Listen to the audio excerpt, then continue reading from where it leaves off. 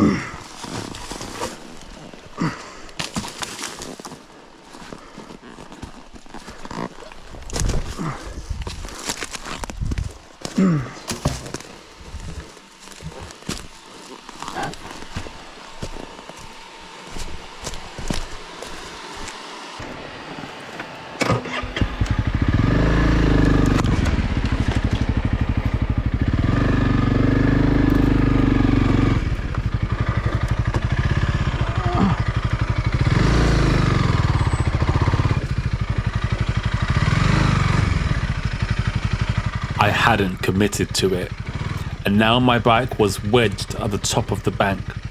To get over, I'd need to just go for it. And it was like this for much of the trip. Tiny leaps of faith, my own voice in my head telling myself it'll be okay.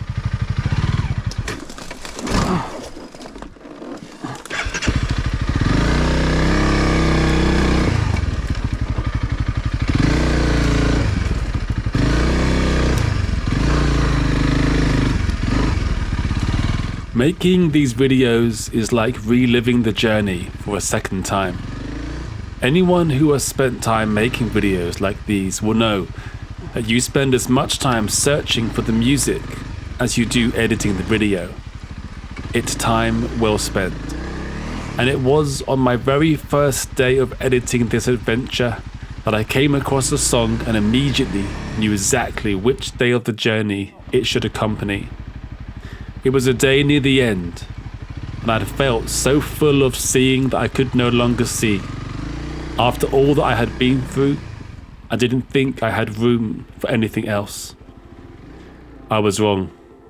I present to you Day 17.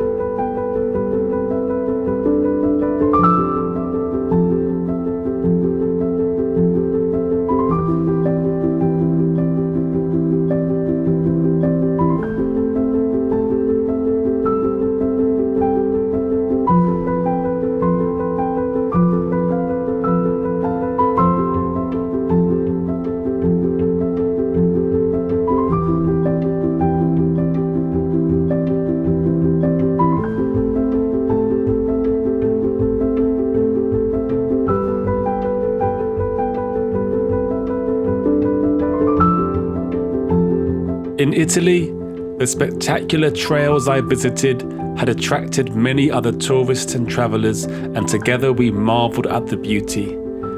But in these woods, I was alone, as if I had entered a secret garden.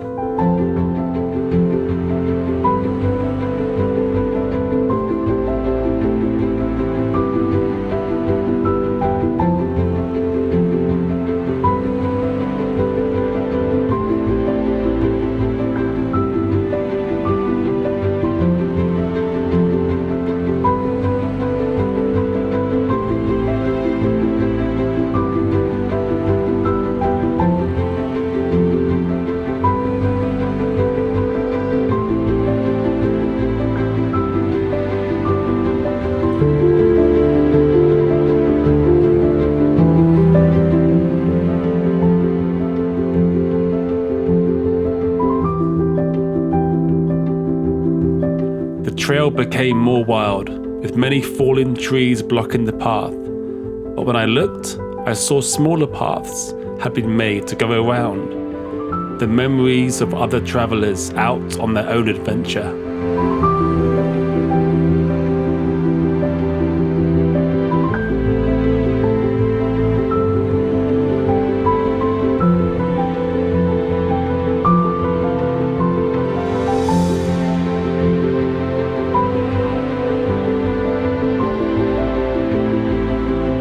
In truth, the more I got lost, the happier I became.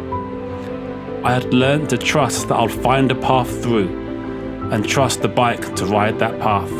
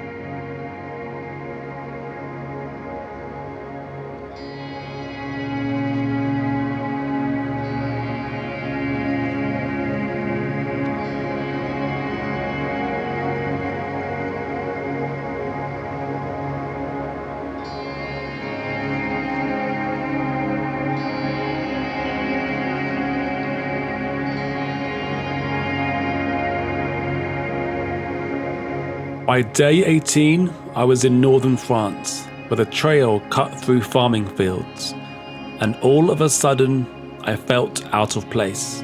A red bike speeding through yellow fields while tractors worked the land. And so I decided it was over. I had given all that I could, and now it was time to go home.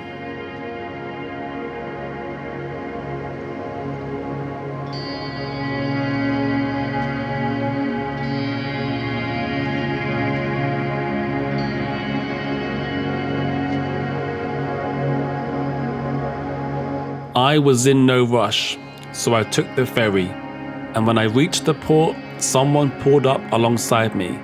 His name was Ronald, and he had just passed his test. He was on a Kawasaki Tengai KLR from something like 1990.